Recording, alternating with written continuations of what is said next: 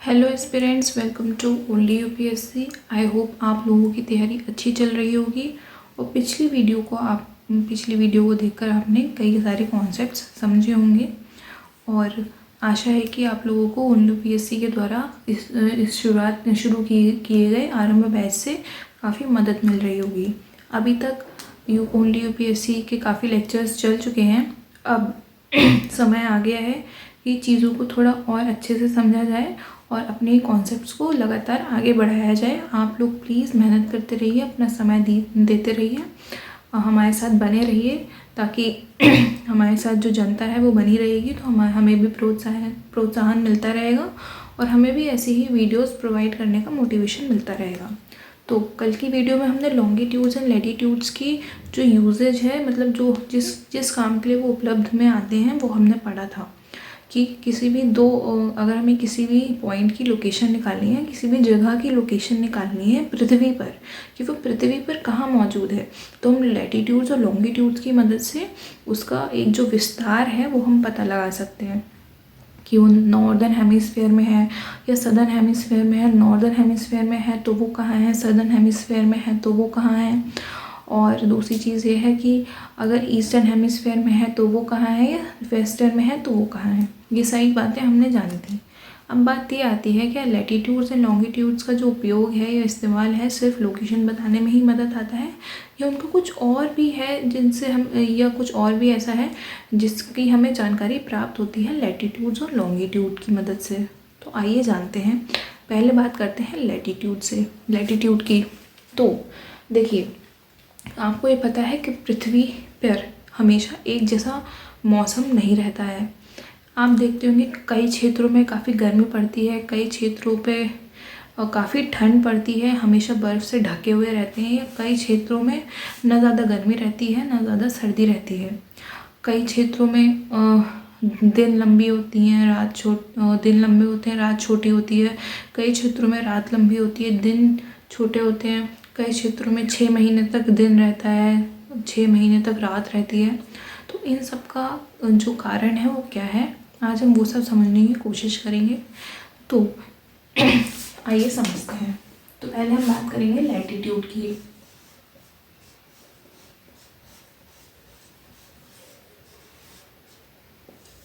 कि लैटिट्यूड क्या है। लैटिट्यूड मतलब कुछ इम्पोर्टेंट लैटिट्यूड्स हैं जिनकी हम बात करेंगे आज की इस वीडियो में।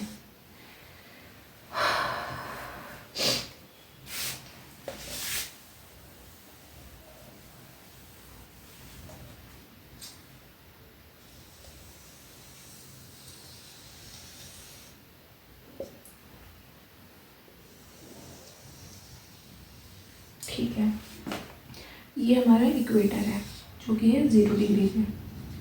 ये है नॉर्थ पोल 90 डिग्री पे, और ये है साउथ पोल 90 डिग्री पे। ये 3 चीज़ें तो कॉमन रहती हैं, हमेशा ही हमें पता रहती हैं। अब बात यह है कि जैसे जैसे हम नॉर्थ की तरफ बढ़ेंगे नॉर्दर्न लैटिट्यूड्स आएंगे, जैसे जैसे हम साउथ की तरफ बढ़ेंगे सदर्न लैटिट्यूड्स आएंगी। लेकिन कुछ लैटिट्यूड्स इम्पॉर्टेंट हैं जिनसे हमें मौसम के बारे में या वहाँ के टेम्परेचर के बारे में, वातावरण के बारे में, उन क्षेत्रों के जो उन लैटिट्यूड्स के बीच में बढ़ती हैं उसके बारे में हमें जानने में मदद मिलती है। तो अगर हम पहले नॉर्दर्न हेमिस्फीयर की बात करते हैं तो यहाँ पे एक लैटिट्यूड है 23.5 डिग्री नॉर्थ।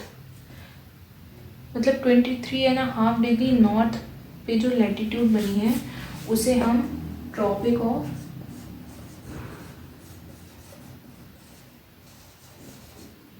कैंसर कहते हैं, या फिर कर्क रेखा भी कहते हैं। ठीक है, ट्रॉपिक ऑफ कैंसर या फिर कर्क रेखा हिंदी में हम कहते हैं, जो कि नॉर्दर्न हेमिस्फीयर में 22.5 डिग्री नॉर्थ में पड़ती है। उसके बाद एक आता है यहाँ पे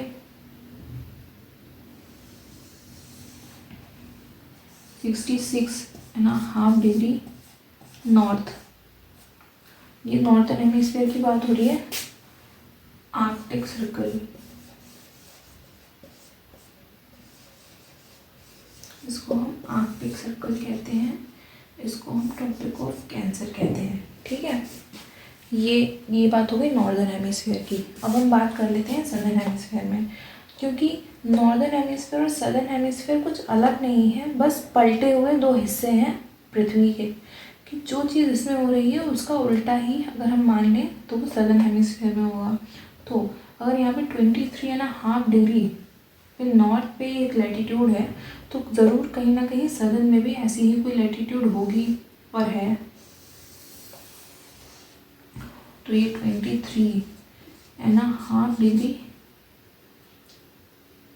सदर्न साउथ, इसे हम कहते हैं ट्रॉपिक ऑफ कैप्रिकॉर्न।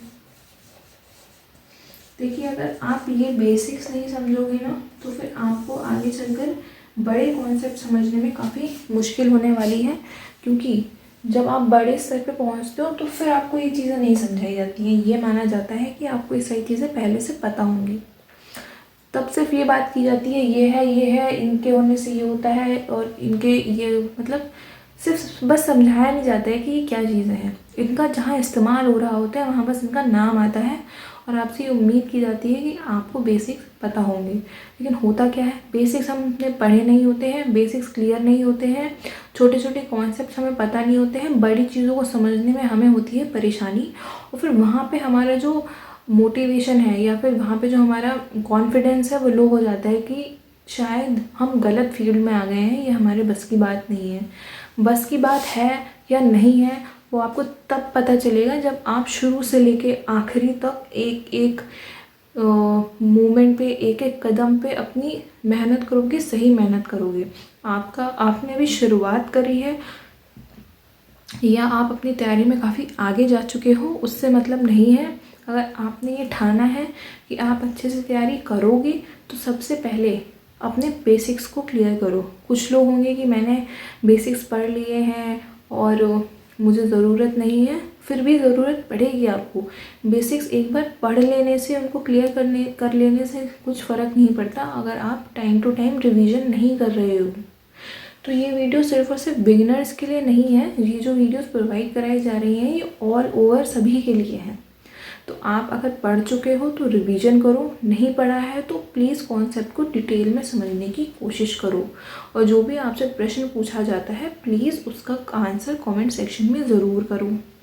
तो ये तो बात हुई अभी हमने नॉर्दर्न हेमिस्फीयर में समझा कि 23.5 डिग्री नॉर्थ में होता है ट्रॉपिक ऑफ कैंसर या फिर कर्क रेखा, और उसी के आगे 66.5 डिग्री नॉर्थ में होता है आर्कटिक सर्कल। उसी प्रकार से अगर हम सदर्न हेमिस्फीयर में आ जाएं तो 23.5 डिग्री साउथ में होता है ट्रॉपिक ऑफ कैप्रिकॉर्न, और वहीं उसी तरीके से नॉर्थ की तरह ही यहाँ पे एक 66.5 डिग्री साउथ में होता है अंटार्कटिक सर्कल।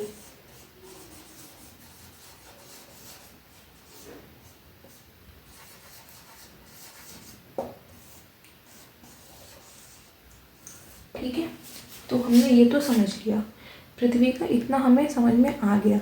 अब बात आती है कि इससे हमें क्या पता चलता है। इससे हमें ये पता चलता है जब पृथ्वी सूर्य के चारों ओर चक्कर लगा रही होती है तो सूर्य की किरणें पृथ्वी पर पड़ती हैं। जाहिर सी बात है, अगर आप किसी टॉर्च के सामने खड़े हो जाओगे तो लाइट आपके ऊपर भी पड़ेगी।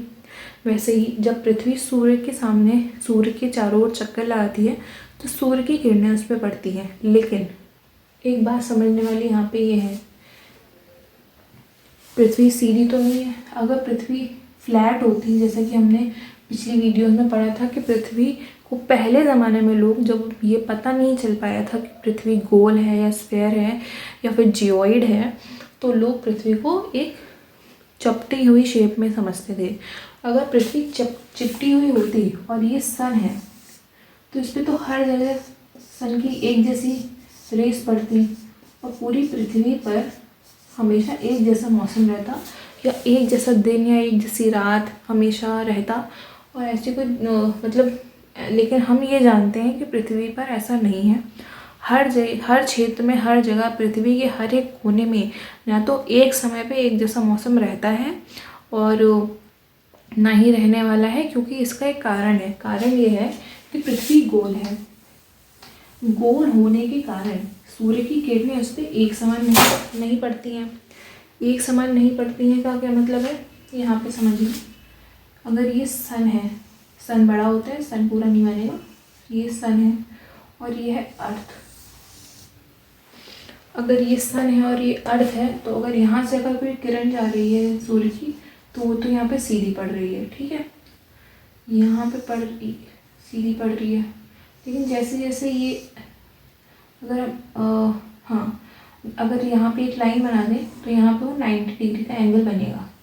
लेकिन अगर हम वहीं पर यहाँ पे ऐसे लाइन बना दें, क्योंकि किरण तो यहाँ पे भी पड़ेगी, तो अगर हम यहाँ पे ऐसे करके लाइन बनाएं तो वो 90 डिग्री का एंगल नहीं बनेगा, एंगल बनेगा कम।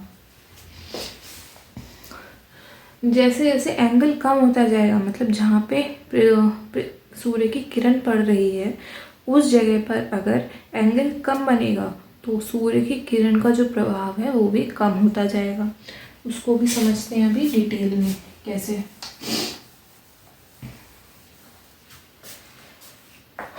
ठीक है, तो अब क्योंकि सूर्य की किरणें सबसे ज़्यादा इस भाग पे पड़ती हैं, और जैसे जैसे सूर्य की किरणें ऊपर ऊपर इसकी पड़ती हैं, वैसे वैसे जो है देखो, और यहाँ पे समझाने की कोशिश करते हैं आपको। ये अर्थ है, ठीक है, और अगर सूर्य की किरणें यहाँ पे कहीं से आ रही हैं, हम एंगल को कैसे बनाते हैं, हम एंगल को दो लाइन के बीच मानते हैं ना। ये लाइन और ये लाइन, इसके बीच 90 डिग्री, ये लाइन कुछ एंगल होगा, ये कुछ एंगल होगा, ये 80 डिग्री हो गया, तो ये एंगल है। अगर हमें यहाँ पे एंगल पता करना है तो हम यहाँ पे पहले एक छोटी सी लाइन ड्रॉ करेंगे। सूर्य की किरण आई, यहाँ पे टकराई, यहाँ पे उसने 90 डिग्री एंगल बनाया। अगर 90 डिग्री एंगल है मतलब कि सूर्य की किरण उस पर सीधे पड़ रही है। अगर सीधे पड़ रही है मतलब सबसे ज़्यादा प्रभाव है, सबसे ज़्यादा वहाँ पे सूर्य की किरण पड़ रही है। सूर्य की लाइट, सूर्य की किरण वहाँ पे ज़्यादा होने के कारण वहाँ का टेम्परेचर सबसे ज़्यादा होगा, वहाँ पे दिन बड़े होंगे, वहाँ का जो पूरा वातावरण है वो गर्म रहेगा, ठंड का एहसास वहाँ पे बहुत ही कम होने वाला है। वैसा हिस्सा जो हम है वो ये है, ये जो कि ट्रॉपिक ऑफ कैंसर और ट्रॉपिक ऑफ कैप्रिकॉर्न के बीच में पड़ता है। ये वाला जो हिस्सा है वो है ये हिस्सा जहाँ पे साल के, मतलब ये जो हिस्सा है, इस हिस्से के हर एक लैटिट्यूड पर साल में एक बार सूर्य की सीधी किरण ज़रूर पड़ती है। इसके आगे जो हिस्से हैं, मतलब इस लाइन के इधर और इस लाइन के इधर कभी भी सूर्य की सीधी किरण नहीं पड़ती है। तो इस वजह से ये जो एरिया है इसे हम कहते हैं टॉरिड जोन।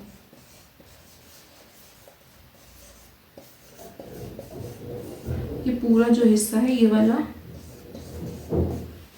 मतलब कि 23.5 डिग्री नॉर्थ से लेके 23.5 डिग्री साउथ का जो एरिया है उसे हम टॉरिड जोन कहते हैं। टॉरिड जोन मतलब कि टॉरिड मतलब बहुत ही हीट अप, बहुत ही गर्म। अगर ऐसा कोई हिस्सा है तो वो है टॉरिड जोन, क्योंकि यहाँ पे साल में हर लैटिट्यूड पे, मतलब यहाँ पे इस हिस्से में ज़्यादातर हमेशा साल में सूर्य की सीधी किरणें पड़ रही होती हैं, इसलिए यहाँ का जो वातावरण है वो बहुत ही गर्म रहता है। लेकिन इसके इधर चले जाएं या इसके इधर आर पास सूर्य की कभी सीधी किरणें नहीं पड़ेंगी, मतलब कि वो कभी 90 डिग्री एंगल नहीं बनेगी। क्यों, उसका एक कारण है, इस तरीके से समझो। अगर हमें यहाँ पे पता लगाना है कि क्या एंगल बनेगा, तो सबसे पहले हमें यहाँ पे एक लाइन भी तो खींचनी पड़ेगी, क्योंकि एंगल्स तो लाइन के बीच में पड़ता है। तो अगर हम यहाँ से एक लाइन बनाना चाहें तो लाइन इस तरीके की बनेगी कुछ,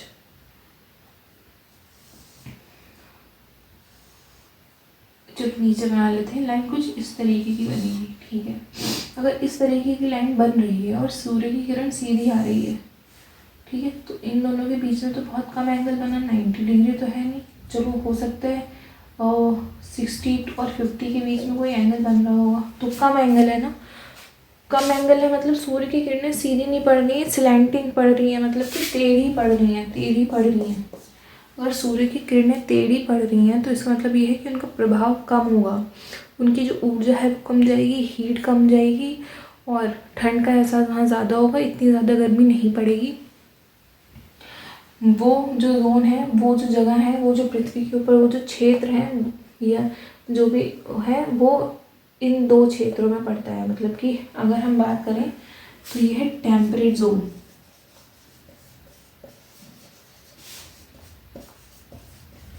एक ये है टेम्परेट जोन और एक ये है टेम्परेट जोन।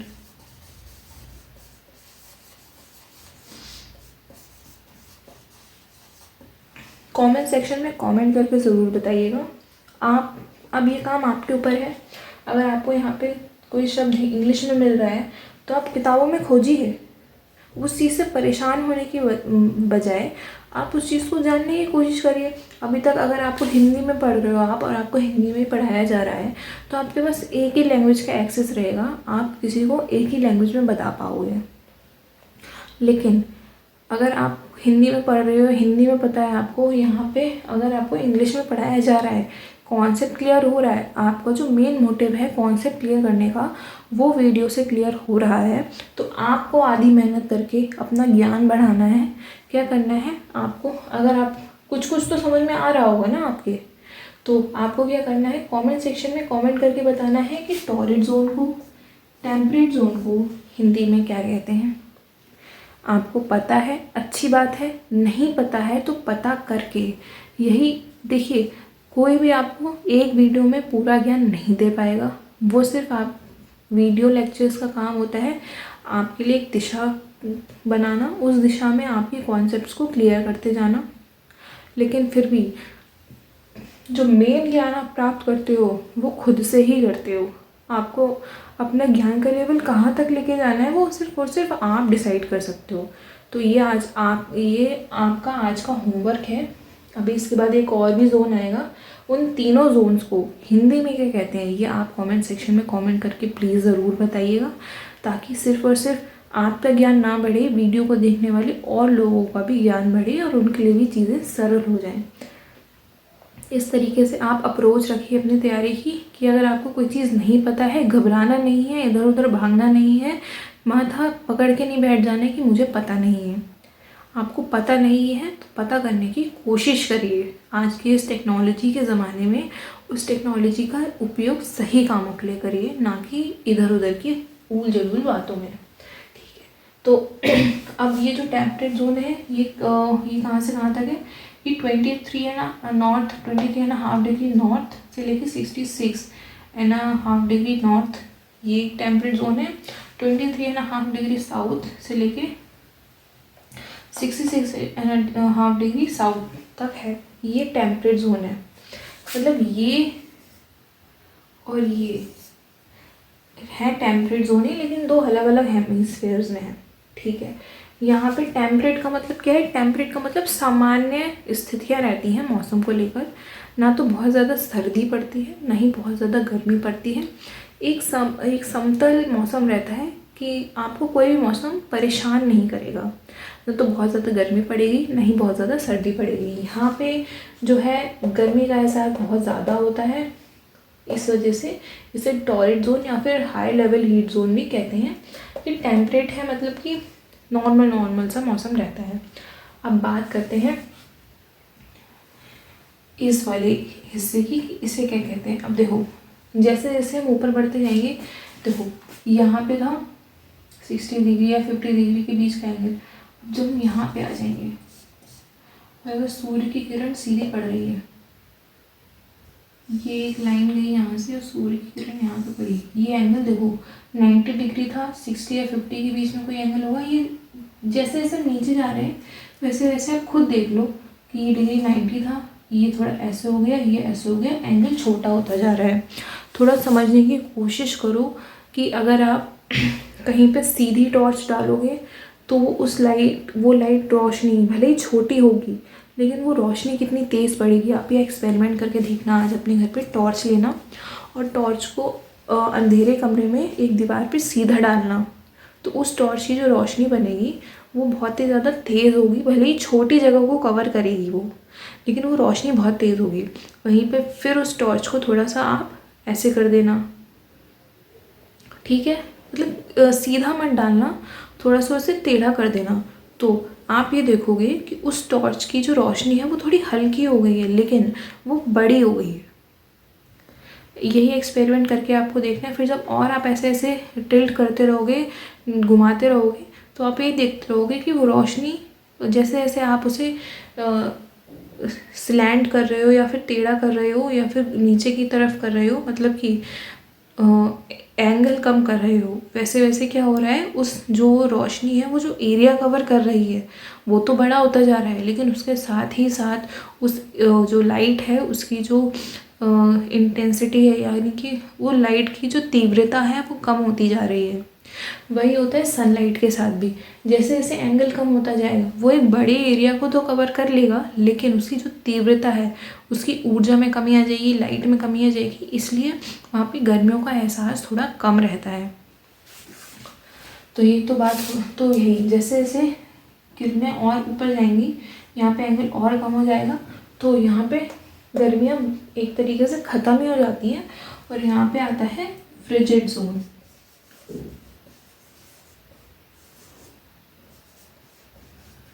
जो कि 66.5 डिग्री नॉर्थ से लेकर 90 डिग्री नॉर्थ तक रहता है, 66.5 डिग्री साउथ से लेकर 90 डिग्री साउथ तक रहता है।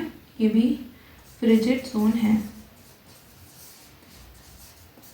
आप लोगों का आज का होमवर्क ये है कि आप बताओगे फ्रिजिड जोन, टेम्परेट जोन और टॉरिड जोन को हिंदी में क्या कहते हैं, आपको ट्रांसलेट करके बताना है। और अगर आपको कोई डाउट आ रहा है इस कॉन्सेप्ट को समझने में, तो वो भी आप हमें कमेंट सेक्शन में कमेंट करके ज़रूर बताओगे। ये तो आपको ये आंसर ज़रूर देना है, ठीक है। तो उससे हमें पता चलेगा कि आपकी मेहनत का स्तर क्या है। ये तो बात हुई लैटिट्यूड की कि टॉरिड जोन क्या होता है, टेम्परेट जोन क्या होता है और फ्रिजिड जोन क्या होता है। अब हम बात कर लेते हैं लॉन्गिट्यूड की, कि सिर्फ और सिर्फ लोकेशन बताना ही लॉन्गिट्यूड का काम है, या वो हमारे किसी और काम भी आती है। इतनी बड़ी पृथ्वी पे सिर्फ उसका सिर्फ लोकेशन बताने का ही काम है, या फिर वो किसी और काम भी आ रही है हमारे, जैसे कि लैटिट्यूड आया है हमें अलग अलग जोन बताने में, कि सन की रेज जो है अलग अलग क्षेत्र पे अलग अलग तरीके से पड़ने पे वहाँ के वातावरण मौसम में क्या बदलाव हमें नज़र आते हैं। तो अब हम बात कर लेते हैं लॉन्गिट्यूड की, कि लॉन्गिट्यूड का भी क्या हमें जानकारी प्राप्त होती है, सिर्फ और सिर्फ लोकेशन ही पता चलती है या फिर कुछ और भी हमें पता चलता है लॉन्गिट्यूड से। तो लॉन्गिट्यूड से हमें पता चलता है टाइम, कि जो पूरी पृथ्वी है क्या टाइम हो रहा है। अभी आपकी वीडियो 11:30 बजे हमें अपलोड करनी है, 11:30 बज गए नहीं बज गए, कैसे बज गए, मतलब क्या हम समय को ऐसे डिसाइड करते हैं कि हमें पता चल जाता है, तो वो हमें पता चलता है लॉन्गिट्यूड से। अब हम लॉन्गिट्यूड ड्रॉ करते हैं, ठीक है। ये हमने लॉन्गिट्यूड ड्रॉ करी, और अगर हम मान लें कि ये हमारी प्राइम मेरिडियन है, मतलब 0 डिग्री है,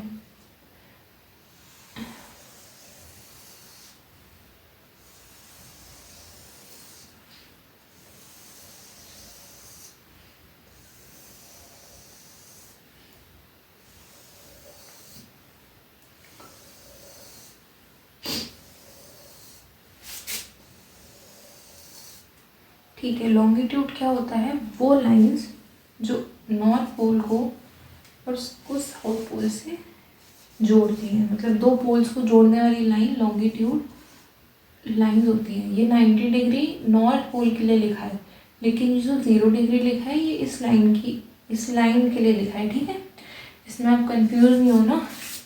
0 डिग्री वाली लाइन जो होती है वो प्राइम मेरिडियन होती है, मतलब ये जो लॉन्गिट्यूड्स होती है ना इन्हें मेरिडियन भी बोलते हैं। और ये जो प्राइम मेरिडियन मतलब कि मुख्य लाइन, जो लॉन्गिट्यूड की मुख्य लाइन है वो है प्राइम मेरिडियन।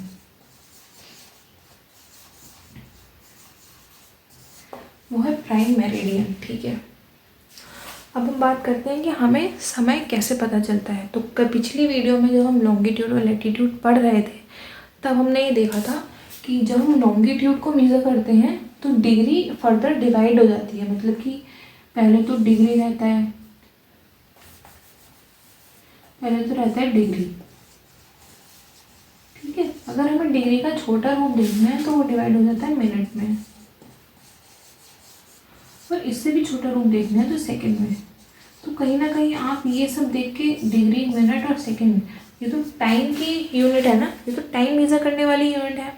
तो फिर ये यहाँ कैसे आई, वो इसीलिए ही आई क्योंकि लॉन्गिट्यूड से हम समय को भी मेज़र करते हैं। तो डिग्री, मिनट, मिनट और सेकंड, ये इसके सिंबल्स हो गए। ठीक है, तो अब तो अब कैसे मेज़र करते हैं, हमें ये पता है कि कोई भी गोलाकार आकृति का पूरा एंगल 360 होता है। अगर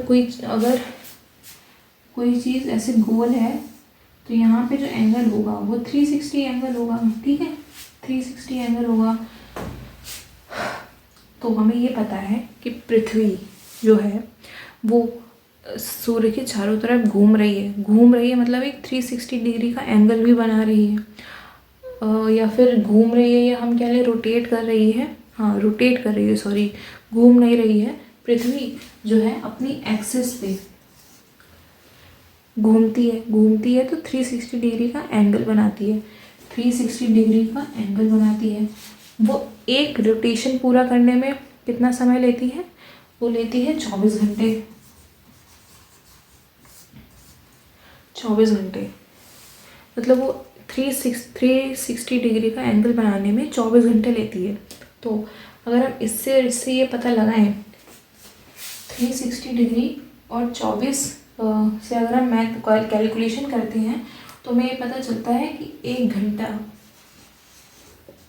15 डिग्रीज, मतलब कि अगर हमें सपोज करो ये 0 डिग्री है, ठीक है, और हम इसे 5 डिग्री ईस्ट मान लें, 10 डिग्री ईस्ट मान लें और ये 15 डिग्री ईस्ट मान लें, ठीक है, और यहाँ पे अगर ये 0 डिग्री है तो हम इसे 5 डिग्री वेस्ट मान लें, 10 डिग्री वेस्ट मान लें, 15 डिग्री वेस्ट मान लें, 20 डिग्री वेस्ट और 25 डिग्री वेस्ट। वैसे ही यहाँ इधर भी।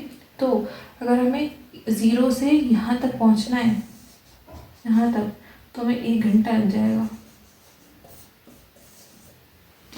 1 घंटा लग जाएगा मतलब कि ये इसके बीच में 1 घंटे का फ़र्क है। ठीक है, तो हमें ये पता चलता है कि 1 घंटे में 15 डिग्री है, तो हमें ये पता चल जाता है कि 1 डिग्री में 4 मिनट होते हैं। ये हमें एक बहुत ही स्मॉलर यूनिट पता चल गई कि 1 डिग्री में 4 मिनट होते हैं। ये हमने कहाँ से निकाला कि 360 डिग्री को पूरा करने में उसे 24 घंटे लगे। यहाँ से हमें डिग्री और समय के बीच का एक रिलेशन मिल गया। वो रिलेशन यूज़ करके हमने पता लगा लिया कि 1 घंटे में कितने डिग्री होते हैं। तो हमने यहाँ पे एक स्मॉलर यूनिट में इसको फर्दर डिवाइड करा। फिर जब हमें 1 घंटे का पता चल गया तो फिर हमें ये पता चल गया कि 1 मिनट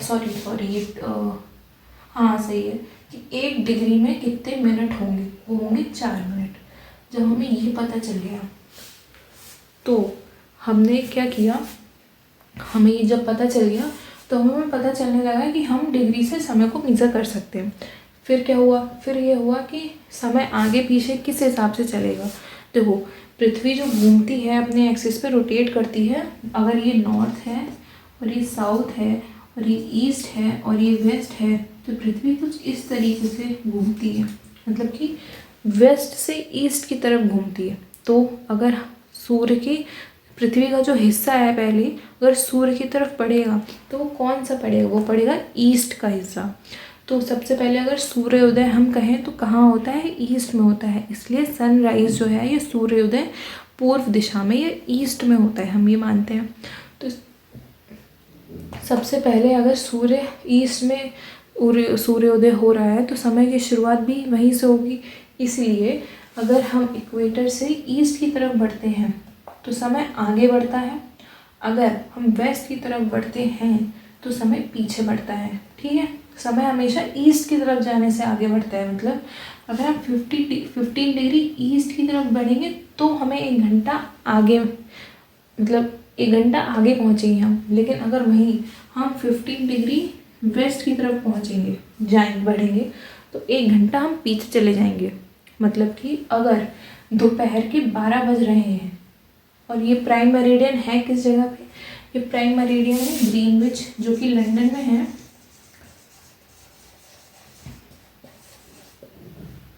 जहाँ पे ब्रिटिश रॉयल ऑब्जर्वेटरी है।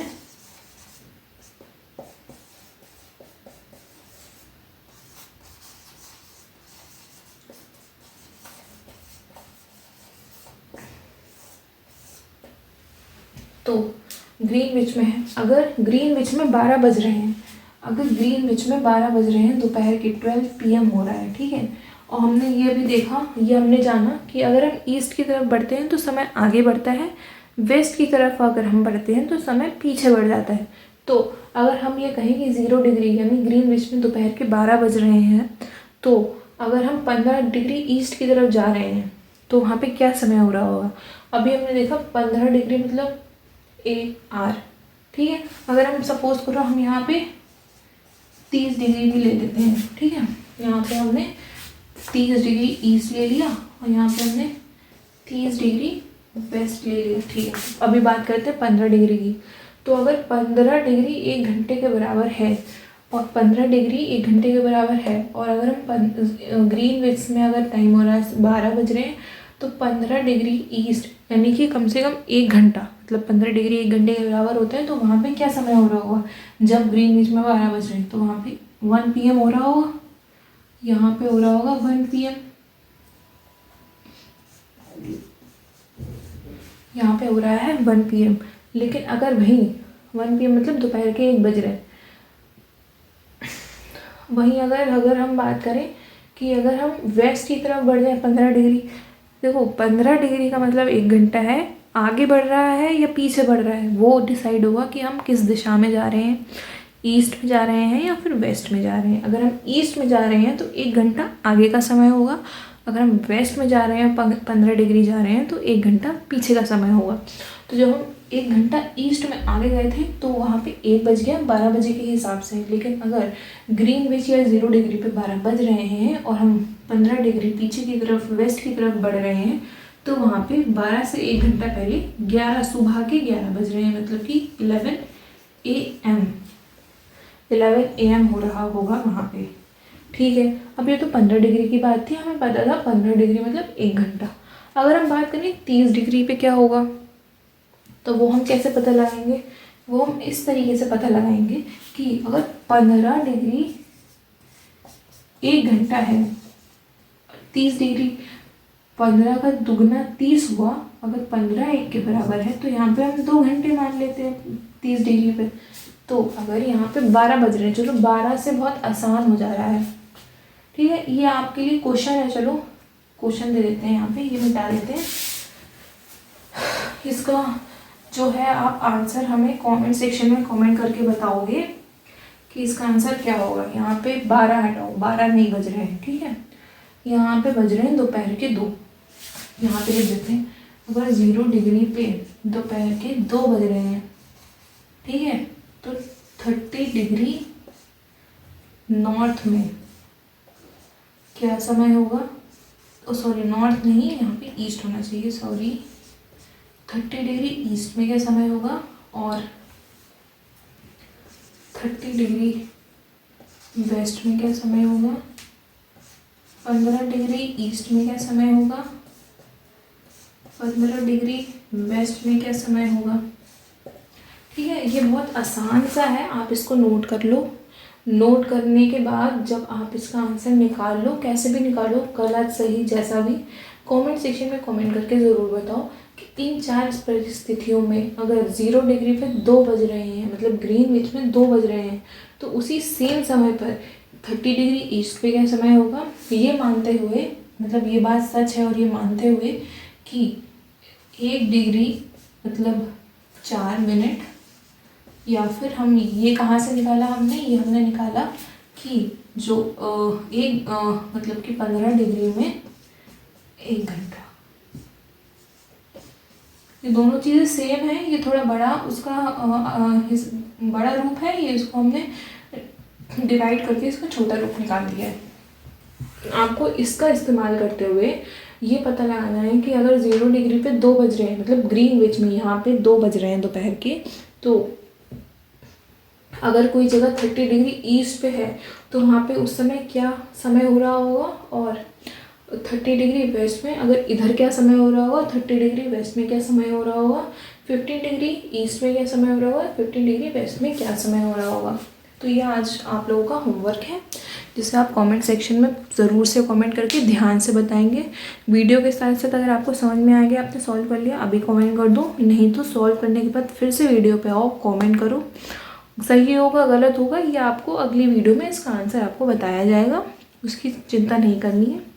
आज की इस वीडियो में बस इतना ही। आज की इस वीडियो में हमने क्या समझा, हमने ये समझा कि लॉन्गिट्यूड और लैटिट्यूड का काम सिर्फ और सिर्फ पृथ्वी पे किसी जगह की लोकेशन बताना ही नहीं होता है। लैटिट्यूड का काम एक और है जो कि हमें ये बताता है कि इस पृथ्वी पर सूर्य की किरणें किस तरीके से पड़ रही हैं और उसका किन किन क्षेत्रों पे या पृथ्वी के अलग अलग जोन्स पे क्या प्रभाव पड़ता है। जिसमें हमने 3 जोन पढ़े थे, टॉरिड जोन पढ़ा था, टेम्परेट जोन पढ़ा था, फ्रिजिड जोन पढ़ा था। ये भी आज का होमवर्क है कि आप इन तीनों जोन्स को हिंदी में क्या कहते हैं वो आप हमें बताएंगे कमेंट सेक्शन में कमेंट करके। लॉन्गिट्यूड के बारे में हमने आज पढ़ा कि सिर्फ लॉन्गिट्यूड का काम लोकेशन बताना नहीं है, उसका एक बहुत ही ज़्यादा महत्वपूर्ण काम है समय बताना। लॉन्गिट्यूड की मदद से हम समय भी बता सकते हैं। तो आज की अगर आपकी इस वीडियो में कुछ कॉन्सेप्ट समझने में प्रॉब्लम है तो आप उसे कमेंट सेक्शन में डाल दीजिए। कोई कॉन्सेप्ट समझने में प्रॉब्लम है तो वो हमें बता दीजिए। आपको वीडियो अच्छी लगे तो प्लीज़ प्लीज़ प्लीज़ वीडियो को लाइक ज़रूर करिए। अपने फ्रेंड्स के साथ जो कि आप ही के साथ तैयारी में लगे हुए हैं उनके साथ शेयर ज़रूर करिए और चैनल को सब्सक्राइब कर लीजिए। इस वीडियो को देखने से पहले पिछली वीडियोस प्लीज़ ज़रूर से देख लीजिए क्योंकि सारे कॉन्सेप्ट एक दूसरे से जुड़े हुए हैं। अगर आप पिछली वीडियो नहीं देखोगे तो आपको समझ में नहीं आएगा। बस आज की वीडियो के लिए बस इतना ही। आशा है कि आप बहुत मेहनत लगन के साथ अपनी तैयारी करेंगे। मिलते हैं अगली वीडियो में। अगली वीडियो में हम इसके आगे के कॉन्सेप्ट को समझने की कोशिश करेंगे। जल्द ही हम इंडिया के बारे में भी जानेंगे। आप लोगों का बहुत बहुत धन्यवाद। जय हिंद।